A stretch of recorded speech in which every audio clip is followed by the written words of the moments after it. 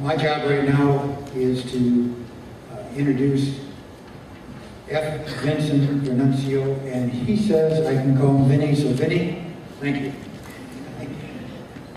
He is Director of Labor Policy at the Mackinac Center for Public Policy. Most of you have heard about the Mackinac Center. It's a think tank. It's based in Midland. They do a great job of putting information out. And I'm sure that if you want to talk to Vinny, he'll get you on the mailing list, and you can, if you don't have it, you can get this information. He's a graduate of the Ave Maria School of Law in Ann Arbor, Michigan. And under President George W. Bush, served as a special assistant in the Department of Labor. He has published articles and op-eds in such newspapers and magazines as Investor's Business Daily, the New York Times, the Washington Times, National Review, Forbes, and the American Spectator.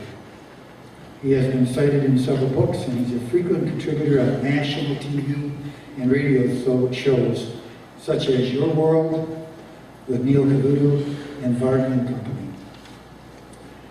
Vinny is there I go again. He's a sought-after voice on labor panels nationally and in Washington, D.C. A regular guest on Fox News, Vernuccio has been described by Stuart Varney as a top union watchdog. He's advised senators and congressmen on a multitude of labor-related issues. He's testified before the United States Representative Subcommittees on Federal Workforce, Postal Service, and labor policies.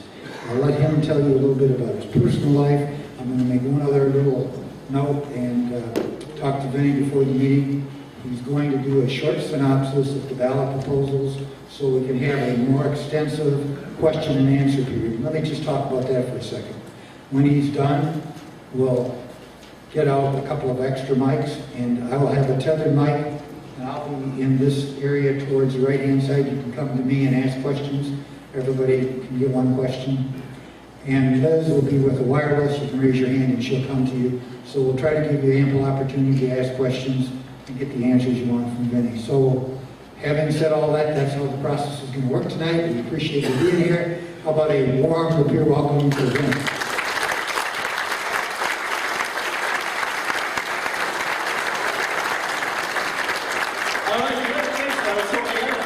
Personal life, is that what you just said? Well, I'll see, I'm engaged. My fiance is still in Washington, D.C., but we're looking to buy a house here in Michigan in the next few weeks. And I tell you, after going to law school out here, it feels good to be home. About 3 months, and after 5 years in Washington, D.C., no matter how many times I shower, I still don't feel clean. I'm hoping that's going to pass pretty soon. All right, so we got a couple things on the ballot this November, right? Yeah. In fact, we got 6 ballot proposals, but I'm only going to talk about the first 5. So unfortunately, at Mackinac Center, we're not really getting into the bridge issue. So I apologize in advance for that. But what I want to do is really quickly go through the 5 ballot proposals, just give a brief overview, and then we'll really open it up, like Larry said, for Q&A at the end. Also, what I'm going to do is I'm going to save proposal 2 for the end, because that's the nasty one. And that's the one I really want to get into with them.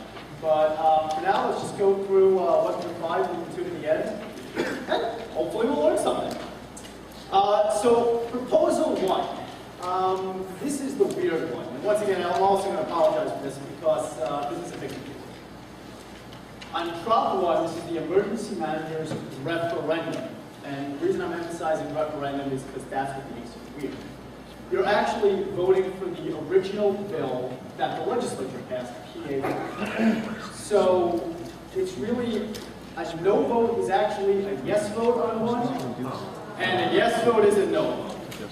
Makes sense, right? No. Okay. So this is how you have to think about it. The people that put this on the ballot, they want you to vote no. And when you vote yes or no on this, imagine yourself as part of the legislature.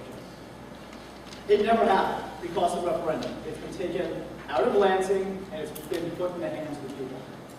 So if you like emergency managers and you like PA4, then you vote yes. If you don't and you agree with the government unions, then you vote no. So, okay, what was PA for? Let's back up for a second. PA4 is what gave emergency managers teeth. And that was emergency manager. An emergency manager, I want you to think of them, they're the cavalry. Okay? They're the ones that ride in at the end of the day when a city, a school district, a municipality, they're on the edge of a fiscal cliff. And there's nothing preventing them from going over that cliff into bankruptcy than the emergency manager, the cavalry coming in at the end of the day and save the day. Now, how do we get the emergency managers? Well, the people that push the referendum make it sound completely undemocratic, and the governor just says, here's emergency manager, take it or leave it. What they don't tell you is the process to get an emergency manager. I mean, you really need a try to get an emergency manager. You have to go through warning sign after warning sign after warning sign, just completely bypass them, completely bypass any type of reform to get your fiscal house in order to create an emergency manager. I want you to picture a city or a school district as a car. And this car is driving towards the edge of the cliff. And there's the warning sign. They blow past it. There's the police barricade. They blow past that, flips over the hood, goes to the back, and now they're at the edge of the cliff. And after all those warnings, after all of that opportunity to get their house in order, there's no going back. And they need someone with special powers to come in and be able to fix the finances of that area. And not only fix the finances, but do what really instigated this referendum in the first place, and that's get to the heart of the problem that brought that city, that school district, that municipality to the fiscal failure that they're in. And that's amend the collective bargaining agreements that have imposed liabilities, pensions, health care expenses that the taxpayers simply can't afford. So, once they're there, what happens? The emergency manager comes in and they wipe the ship. Cities like Pontiac, cities like Enforce, guys like Lou Schimmel out in Pontiac, that have brought their cities from the edge of the cliff in bankruptcy back on par to fiscal health, serving the taxpayers, improving services, and yeah, helping the government employees. Because once you go into bankruptcy, the government employees, I mean, they can kiss a lot of their pensions goodbye, their benefits goodbye. Some of them get fired. Just look what happened in California with Stockton, where one of the city councilmen said that public safety was at a crisis level because that city went into bankruptcy and they couldn't afford to pay the cops and the firefighters. Folks, that's California, that's not Michigan. In Michigan, we have things like the emergency manager amendment to make sure that we don't go bankrupt. And by the way, you think, well, okay, I don't live in Pontiac, I don't live in it, of course, what does it matter to me? Well, if they go bankrupt, that affects the bond rating of all the areas around them and the state. So borrowing costs are more. If money costs more to borrow, guess who's paying for it? The taxpayers. So it has this ripple effect across the rest of the state if a city goes bankrupt. So we want to make sure that doesn't happen. And we did it by passing PA4 and allowing emergency managers to come in, right in at the end of the day and save things. Well, of course, the government unions didn't like that because the emergency managers could amend some of their sweetheart deals. So that's why they pushed referendum 1, or proposal 1, which is the referendum. So if you agree with the government unions, you do a no vote on 1. If you think having the cavalry come in at the end of the day and save a city, municipality, or school district prevents it from going off the cliff of bankruptcy, then it's a yes vote on 1. Does that make sense? Okay. Let's skip 2, so we're going to come back to that at the end. And let's go to 3. All right, 3 is the greening proposal. That's the 25 by 25. This is proposal 3. So a yes vote on proposal 3 is a mandate that Michigan have 25% renewables by 2025. A no vote just kills it, keeps the status quo. So the first question is, if wind, if solar, if renewables were so good, would we need a mandate to have them started? Would we have to subsidize them?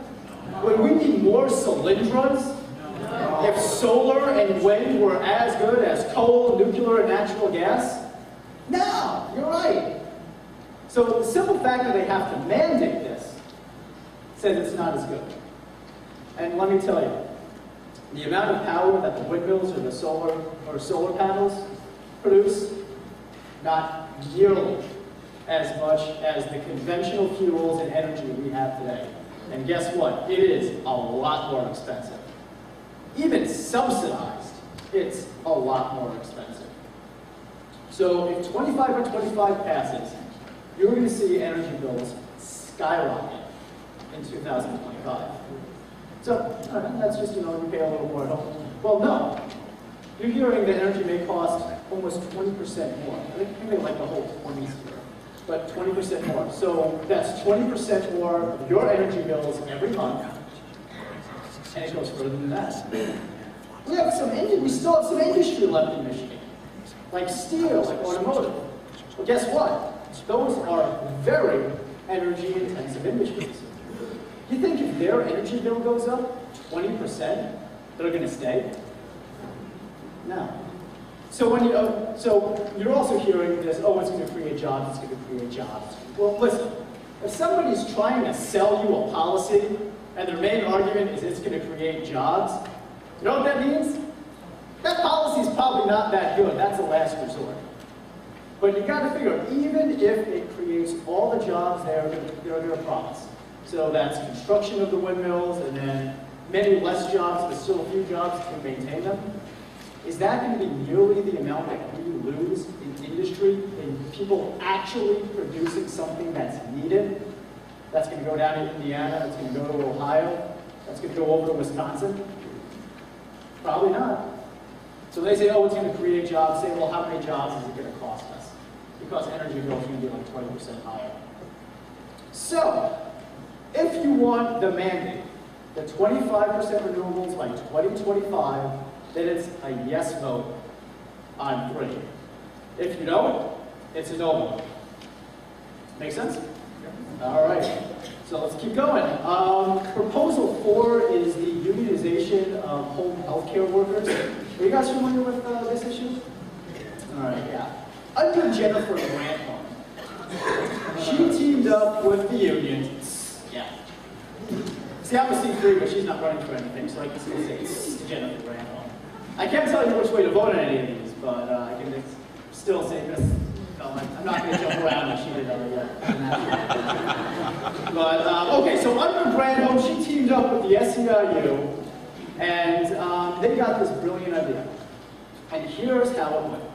It was, we have people taking care of sick family members, people that consider themselves independent contractors, people that consider themselves small businessmen. And they're taking care of people that can't take care of themselves. And because of that, the state is giving them money from Medicare. So they're getting state money. Okay, well, if they're getting state money, why don't we just consider them state employees? Hey, if they're state employees, guess what? They can be unionized. If they can be unionized, we can take money from them. And that's exactly what happened. The SEIU, well, Jennifer Granholm said, okay, you're all state employees now. People like Robert and Patricia Hines of Macomb Township who were taking care of their adult disabled children and getting help from the state, rather than putting them in the home, they're good Christians. They kept them at home in their own house and took care of them, instead of sending them to a hospital or a foster home. And they got help from the state from it.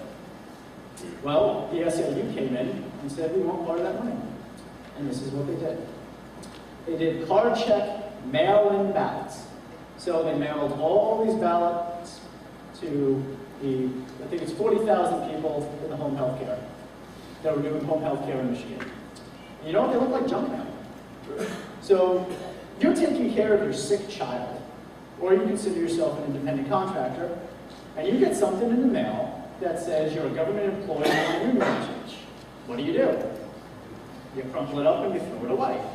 Well, that's what over 80% of the people that were home health care did. But guess what? The 20% in the no, the majority of them voted yes for the SEIU. And because a majority of less than 20% voted yes, SEIU was brought in and unionized. And to date, they have skimmed over $32 million from people that consider themselves independent contractors or are taking care of sick family members. And they have not provided anything to these poor people, except for a bill. And actually, it wasn't even a bill because they just take it right out of the check, so the people just don't even, they didn't even notice until they started seeing their checks getting less from the state.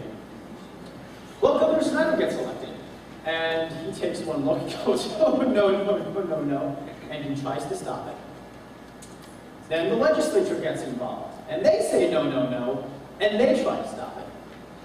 Well, SEIU failed at the governor level, they failed in the legislature, so then they went to the courts. And now it's going back and forth from the courts. But SEIU isn't stopping there.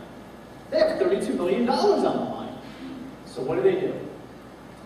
They do Proposal 4 to define these people taking care of sick family members, as government employees so they can be unionized.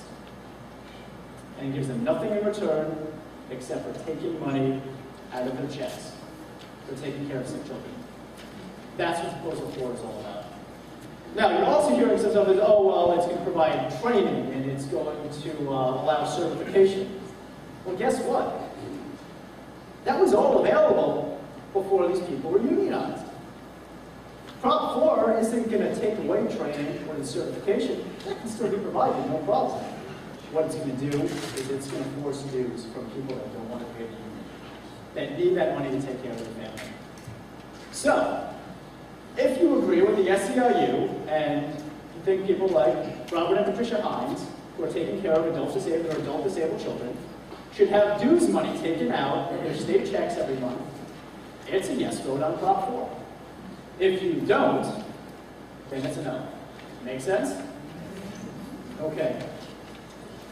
The fifth one, that's the really easy one. That's the 2/3. It's the smallest one on the ballot. It's about a sentence, and all it does is require a 2/3 vote to raise your taxes. That's what Prop 5 does. It says to raise your taxes, the legislature, instead of a simple majority, must have a supermajority of 2/3. And if they can't do it, and they still want to try to raise your taxes, then it goes to a direct vote of you, the people. Pretty simple, right? So if this was in effect in 2007, Jennifer Granholm would have failed to impose her $1.4 billion tax hike. That was an 11.5% personal income tax, the equivalent of it, for every family in Michigan. She barely got a majority, she didn't get the 2/3. If 2/3 was in place, it never would have happened. So, and we can talk a little bit more about that during the Q&A, because there are a little bit of other issues, but nothing too big here. It's also not to be confused with the 3/4 requirement to raise property taxes. That's still in place. And unlike the governor is saying, you would not need a 2/3 to lower taxes. It's only a 2/3 to raise taxes. So if you think that the legislature should have a harder time raising your taxes, it's a yes vote on 5. If you don't, and you want to let the legislature raise your taxes with only a simple majority, then it's a no vote on 5. Easy enough, right? Now to the really fun one, the nasty one. And by the way, folks, for a breakdown of the individual, a really quick one, you have, if it's out there, or you've got John passed out, the quick reference guide to Michigan ballot proposals put forth by the Mackinac Center. And for Prop 2 specifically, because that's the biggie, we have our own. Can you hear me? Is this okay? We have a special booklet, and let me tell you what Prop 2 does. Prop 2 fundamentally changes the power structure in Michigan. It gives government unions an effective veto over legislation. And unlike the governor, no one can override them with a 2/3 vote. And unlike the governor, they don't have a limited time to veto. They can veto anything, as long as it deals with wages, benefits, hours, and working conditions. And they can go back to Angler to Blanchard if they want to, past, present, and future legislation. Yeah, exactly. Jaw-dropping. Let me tell you how they're doing this. They are enshrining unionization in the Constitution. And what that means is, it means that every government union collective bargaining agreement will have the power of the Constitution. And Government 101, you have a law and you have a constitutional amendment, which wins? The constitutional amendment. So now, every collective bargaining agreement has the power of the Constitution, so it can supersede laws. So let me tell you some of the impact. Now this is going to cost, in projected savings, we estimate that this is going to cost over $1.6 billion a year. Gone, because of this amendment. So what's it going to do? Well, Bill, I think you were talking about costing $200 for transparency in that school district. Well, guess what? If Prop 2 passes, no more 200, because it's going to be impossible. Freedom of Information Act can be out the window, because guess what? That's law. Constitution supersedes law. So if in a school district, the teachers bargain and win that the school district's finances, their budget, their personnel, can't be posted, can't be made available to the public, that's going to have the power of the Constitution. FOIA and open meetings laws and transparency could be out the window if Prop 2 passes, because it would be superseded by the collective bargaining agreement. And that also goes for city and township. Anything dealing with government unions, if they don't want the public to see their contracts, see those agreements, see where your tax money is going, that could be out. The 80-20 law, another law that we just passed that said that taxpayers can only be on the hook for 80% of employee health care. Anybody here, how many people here have their employers pay for 80% of their health care? Well, if you're a government employee, you do, but apparently that's not good enough. They want to go back to the good old days, where it's 90, 95%, 100% of their health care. Folks, because of the 80-20 law, Michigan is projected to save $1 billion.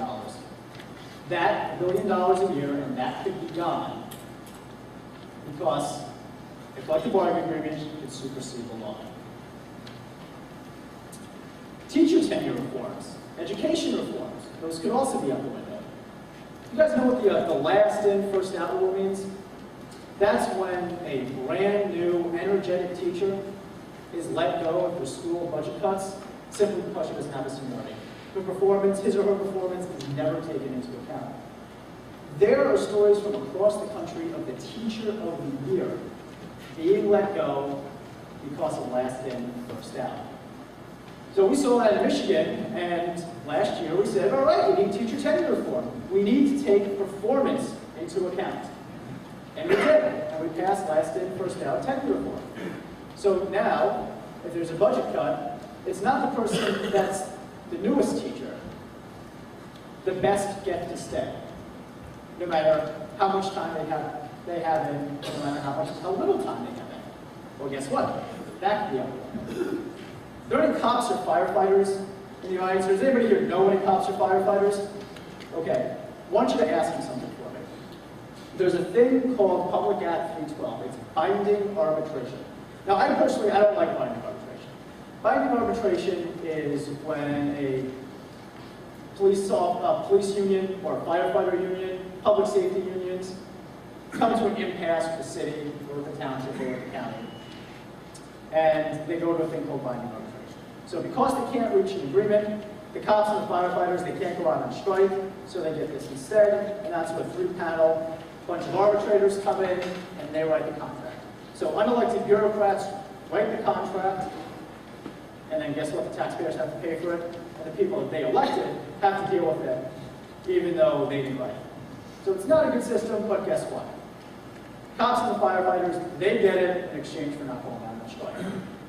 Well, Prop 2 still says that the legislature can make laws on strikes, so theoretically that means that the legislature can still ban strikes. But, and here's the big but for all those cops and firefighters that you know, it says that both sides have to negotiate in good faith, but neither side has to come to an agreement. So I don't know, it says compelled to make an agreement. Sounds like binding arbitration, is compelling one side to make an agreement, since it can be imposed unilaterally by one side or the other. It's an interesting fact. It's going to probably get litigated. There's, by the strict language of Prop 2 versus Public Act 312, seems slam dunk on its face. There may be some court challenges, but just as interesting to go to those police and firefighters and say, hey, by the way, this is what Prop 2 says, this is what binding arbitration does. If you like 312, you might want to pay attention. So that's just a few laws, and rather than go on and on and on, what I'd love to do now is just open it up for Q&A, and we can do Prop 2, we can do any of the other proposals, but let's chat. I think Larry's going to be able to pick up a mic and go around. Have I scared you guys a little bit? Sorry. First of all, just one quick thing. This is our voter's guide, which we publish exclusively for the Pierre County. It's on the information table. And I want to call your attention to a county ballot proposal. We have a county ballot proposal, which is a Veterans Affairs millage. Now, the one thing about the veterans here in the Pierre County is it's not federally funded. It's all funded exclusively through the county government. And the Pierre TeaParty has historically always been against any kind of a millage or tax increase, that sort of thing. But in this particular case, recognizing what they do for the veterans, to get them resources and help them survive and get them training and assistance, we feel there's a moral obligation to go ahead and support our veterans. Veterans are coming home, they're in difficult straits because of the economy, and so we have an urge a vote yes on this particular ballot proposal. Just wanted to share that with you. Now we're going to go, as promised, to the questions and answers. I will be tethered over here with about 20 feet of cord, and Liz is right here picking up the open mic, so I'm going to step over this way, and if anybody wants to come forward and ask a question to Vinny, please do so, and otherwise raise your hand, and the gentleman right here will start with. Vinny was going to talk tonight. I talked enough at the last meeting in here. Did you ever go to a solar company and get a quote and see their diagrams, how they work everything out? No, I have not. Okay. I'll give you all this paperwork.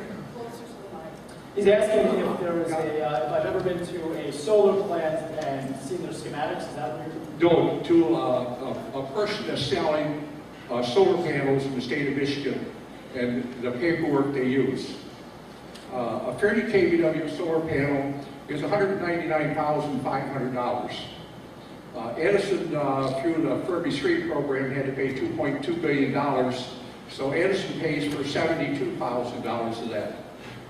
The government pays for this, the government pays for that. The end user on $199,500 pays $5,049. Now when I went there, they told me in plain fact, this will not save any energy. But your neighbors and everybody else is going to pay the bill for you. The charge on the juice is 11 cents a kilowatt. That surcharge, Edison's is only $5 a charge plus line charge on it. But because Edison's had $72,000 in it, they make a profit on what they donate because they spend money. So I have a lot of information. I think you'd like to see it. I would love to see it. But at 30 cents a kilowatt for maintenance on wind generation, we will go up about 300% on electricity costs. Now we'll need from manufacturers. Thank you for sharing that. Okay, Liz, you have somebody? Yes, I have a quick question. Talking to a lot of folks, closer to, I think most people are kind of seeing that. But I'm seeing a lot of people who are really confused about, or poor people who I thought would get it. They said, oh, this is so great for our healthcare folks. Now, I've been told, and I just want to confirm this, that even though this group of individuals who is now paying dues, they're dues-paying members of the SEIU union, they've never held a meeting. Is that the case? That they've never had a physical meeting, or can you answer on that? No, I don't believe they've had a physical meeting. But, I mean, they do have an employee. If someone that is working part-time because they're still getting unemployment, and they can't work too many hours because that would jeopardize their unemployment. So that's the only actual employee they have, so they really don't have any employees. They haven't had any meetings. The workers don't, well, workers, the people taking care of sick family members or the independent contractors, haven't had a say. Now, again, I'm not in a union, but how, when you're in a union, how often would a group meet? I mean, do you have monthly meetings? Do most, I don't know. It depends on the union. It depends on the union, and it also depends on the level. If you're local, or the workers just in your factory, if you're in the private sector, they may meet a lot more often than the state union, the regional union, or the international union, which generally will be once a year, once every other year to iron out the big contracts or the big elections. But in 3 years, you probably should have seen at least In one. 3 years, you'd think they'd have at least one meeting. Yes. I have a question over here. And sir, if you'll state your name. Yeah, my name is Mike Beers. Obviously, it's always a puzzler as to how these things get worded. Could you spend a little time talking about what government agency does come up with the wording? And are they elected to their position, or are they appointed?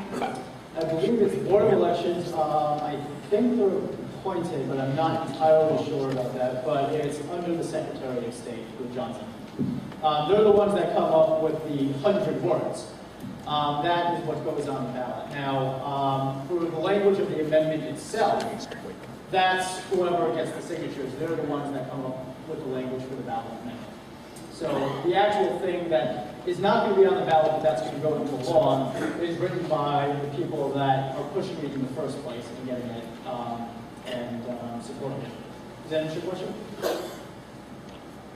Isn't there isn't there a department of canvassing or something that actually words it? No, the Board of Canvassers and the Board of Elections, yeah, they're the ones that do the 100 words like we were just talking about. They're also the ones that verify the signatures.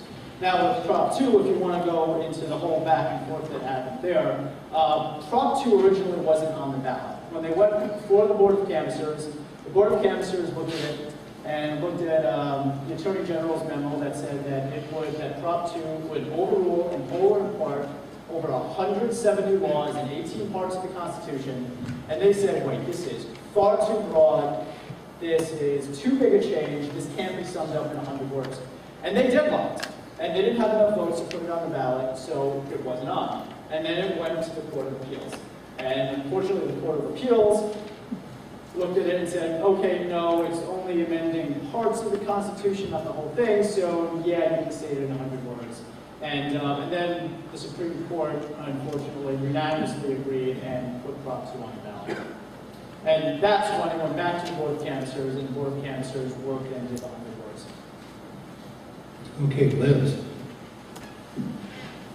Hello there. My name is Paul Hitch, and I've got a question. Actually, I'm bringing it for my daughter because she was a little shy, but she's one of the students here taking the college government class at East High School. Welcome. Thank you. And she was talking about the 25 and 25, and probably partly because she's got an ecology class this semester. I'm not an ecologist. I work as a counselor, so I don't know a whole lot about this. But here's what I do know. For 9 years, my daughter went to Chatfield Elementary School, which also has a middle school. It's a public school, charter school, right here in Lapeer County. Back a few years ago, they invested some money in that was donated to them, and they built an ecology center right next to the high school. Okay, and to power this ecology center, they did a lot of different things. They used things like straw insulation in the walls. They put on solar panels on the roof. They put in a windmill. The green energy sources that they used were so successful that not only did they generate all the power for the ecology center, but they generated enough power to power most of the other school as well, which has conventional, utilities. So I hear her saying a few things. I'm going to see if I can turn the mic over. They power the ecology center with the few solar panels, and then the rest of the school is powered by the windmill. So they covered grades K through 8 with 3 solar panels and a windmill. Well, that's great. Do they also hooked up to the grid where they can get backup just in case the sun doesn't shine or the wind doesn't blow? Yeah, they can use both at the same time. Yeah, and that's great. And there's nothing wrong with using solar or using wind. The problem is having it mandated. And the flaw that we come into isn't that you have the freedom to do a solar panel or you have the freedom to build a windmill. The problem is that it's being mandated and that it's more expensive. Now, I fully support if a farmer wants to put a windmill on his, a windmill farm on his field, he can do so. And you know what? One day, when wind is as good as fossil fuels, as nuclear, as coal, then I hope we're there. But the problem is today that we're not there. And the problem today is that we can't produce enough energy through solar, through wind, to have the amount of power that we need to power power plants, to power factories, to do the steel mills, things like that. So while they work great in your school, and I'm really happy to hear that's awesome, there's different energy needs for different types of institutions and different types of buildings. And there's also the problems of loss of transmission and things like that. So, no, I mean, it's great, and you know what? If we can do it, we can do it economical and cheaply, and it's not going to skyrocket energy costs, then we should. But the fact is we're not there yet, and the fact that we need a mandate for it just shows we're not there yet, and it should be rammed down our throats before it's time. So, that's the question. Thank you so much. Thanks for coming down and asking the question. That's how you get involved, and that's how you let people know facts, and facts that they may not have heard of already. So, really, thanks for getting involved and speaking up, and good luck to your school. And if they have their energy bills lower because of wind and solar, I'm really happy. More power to them. But I don't know if the rest of the state's ready for it right now, especially with the mandate. Hi, I'm Dorothy. Frank, I just have a general question for you. I know you said that you really aren't here to address the bridge issue, but there's so much misinformation and confusing information out there that I don't really understand what we're really being asked to look at. Okay. Can you give us like a general overview? Generally, what you're being asked for is any international bridge. So it's either link bridge to Canada, unless we decide to build a bridge to Mexico or a bridge to Ireland. It's going to more likely than not be a bridge to Canada. It would go to the people for a popular vote. That's what you're voting. You're not voting, should there be a bridge, should there not be a bridge. It's simply, are you voting, should it go to the people, should it be on the ballot, or should the governor and legislature be able to propose it and vote it themselves. And unfortunately, we really don't get any deeper than that, so I wish I could get into the weeds of your question, but we're just sticking to the other 5. Okay. But if you wanted to go to a popular vote, it's a yes vote on 6. If you don't, it's a no vote. All right, Vinny, we have a question here. Yeah, going back to proposal 3, address the advertising on TV saying that other states have passed such legislation. Do you know what states and any results? I think Minnesota did, and their energy prices actually went up. Most of the other states that have done something similar, and no state has done this as extreme as we're doing with the 25% mandate. I mean, California has a mandate to look at their energy prices. Energy prices usually go up pretty substantially when there's this type of mandate. But one that's this broad and this this large percentage, this is one of the first in the nation, and actually it's mostly out-of-state money that's funding this. It's mostly California, San Diego, environmentalist money trying to push this in Michigan because they know if they're successful in Michigan that they're going to bring it to other states. So they're using Michigan as a test case. But to answer your questions, the states that have hit, like California, Minnesota, their energy prices have gone up and have gone up pretty substantially. Okay, I have a couple questions over here. Hello, my name is David Block, and I have a question on Proposition 2. Basically, how can this possibly happen? The United States Constitution, to change that, it's extremely difficult. You have to have 75% approval of all state legislatures. How can just somebody come in and put a proposal on the ballot and 51% of the voters approve it, and you change the Constitution? I don't understand how that can happen. This could happen again and again. Anybody who doesn't like the Constitution can just get a petition together, put it on the ballot, and if they get 51%, they could change the Michigan. No, that's right. And I mean, that's the way our Constitution is written, that if a certain percentage of people sign a petition, and it's a percentage of people from the last gubernatorial election, statewide election, if they sign a petition saying they want something on the ballot to amend the Constitution, they can, and that's in the Constitution. Now, it's funny that you bring up the federal Constitution, though, because has anyone seen the commercials for Prop 2 and support of Prop 2? You see the one with the UAW worker on the line say, "Hey, we need collective bargaining. We have to vote for Prop 2." I got a sad little fact for her. She's governed under federal law. So she's governed under federal law. It's the whole alphabet soup. It's the Railway Act, the Labor Management Relations Act, the RLA, the LMRA, the RLDA. That's what covers workers in the private sector. It's federal. And Michigan can't really touch that. The only thing Michigan can say for private sector workers is, do they have the right to say no to a union and still keep their job? Right to work. If Prop 2 passes, right to work would be legislatively impossible. And that's, once you start drilling down, that's one of the talking points that the supporters want to get to. They don't want to get to government unions having a veto. They definitely don't want to talk about that. But that's the bulk of this. That's what this really does. And federal law affects workers in the private sector, so besides right to work, would not affect anything for private sector work, really anything for private sector work besides that. It's all about the government union power play.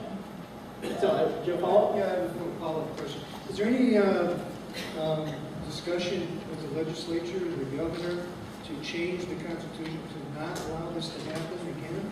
Or are they just going to let it go? I mean, the groups that are in opposition to all of it, almost all of this, and basically there's things like hands off on the Constitution, they're saying vote yes on one because a yes is a no and a no is a yes. But then they're saying vote no on everything else. And what they're saying is we have to protect Michigan's Constitution and its run law.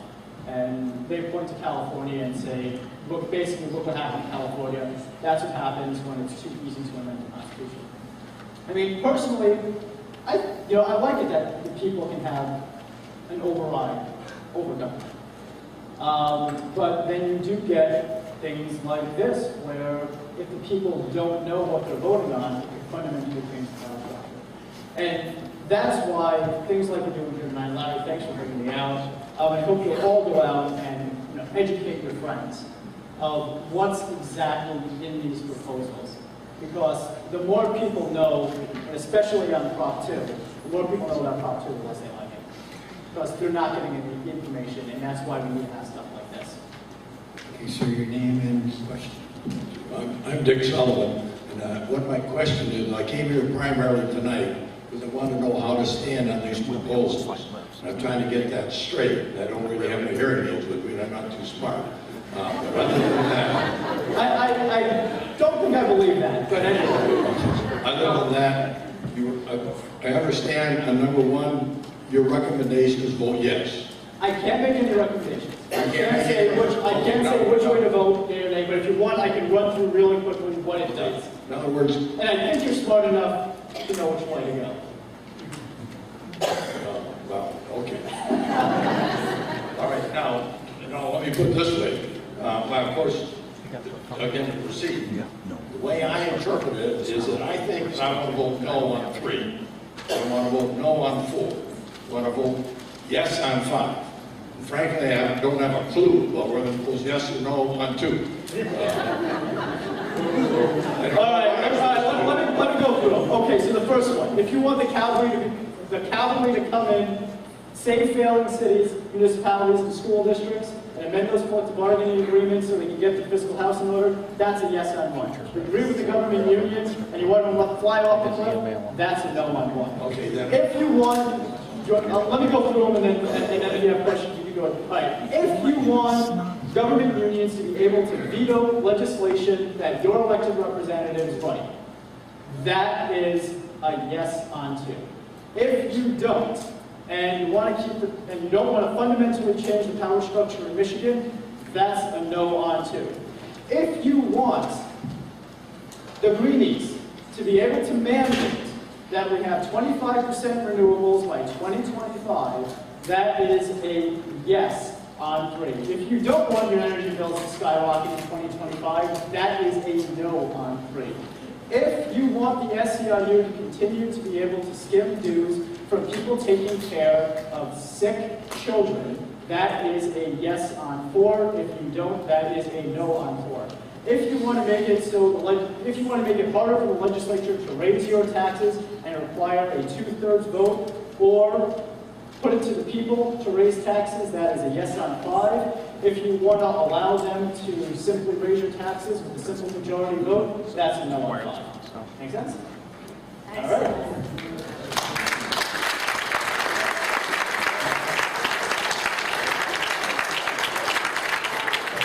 Now that little speech was worth being here, wasn't it?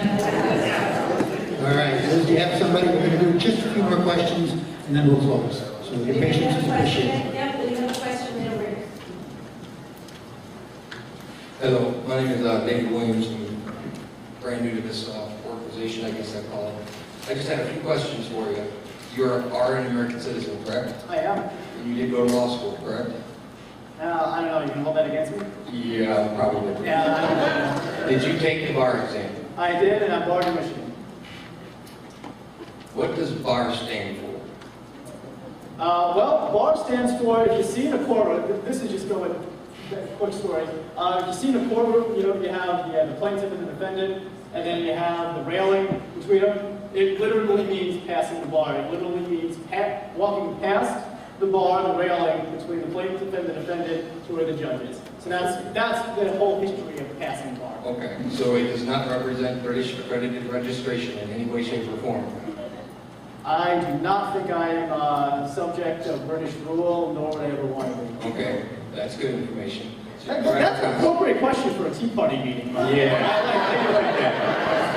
Next one would be, you've read our Constitution. I have. Article 1, Section 8, Paragraph 10 outlines the law of nations as law. As an attorney, I'm assuming that you've read that book. I've read the document. The book, you mean the Federalist Papers? Negative. Okay. I'm talking the law of nations. It's 3 books in one. It outlines all of the rights of every individual.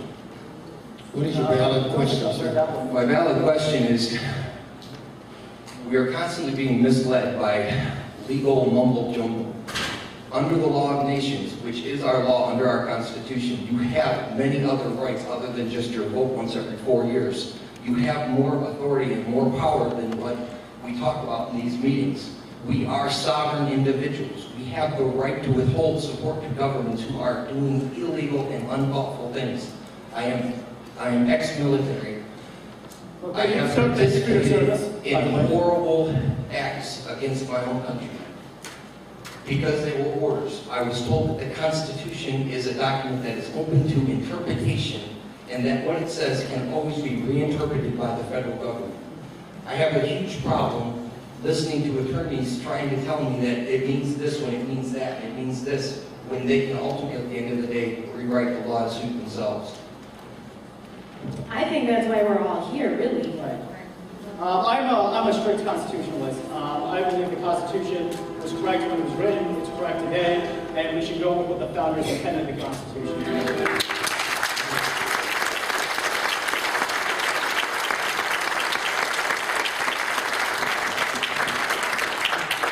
Any other questions for Vince? We have the bridge, okay. Anybody else? Thank you. Thank you.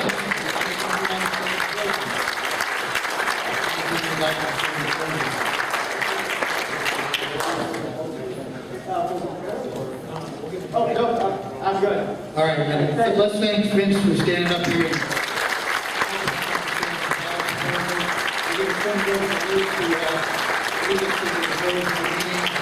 Thank you so much for your attendance, and thank you so much for your questions, and let's conclude now. All right. Thank you everyone for your questions and your concern. It's very, very important that we are involved and that we are concerned, and even noted by our last question. It's very serious that the government is usurping the power of the citizen, and we all agree with that. I think that's one of the main reasons why people get involved with the Tea Party in particular, is because it's kind of a voice for that particular concern. So we welcome that level of concern. It's very serious. Would you stand with me? We're going to close the evening.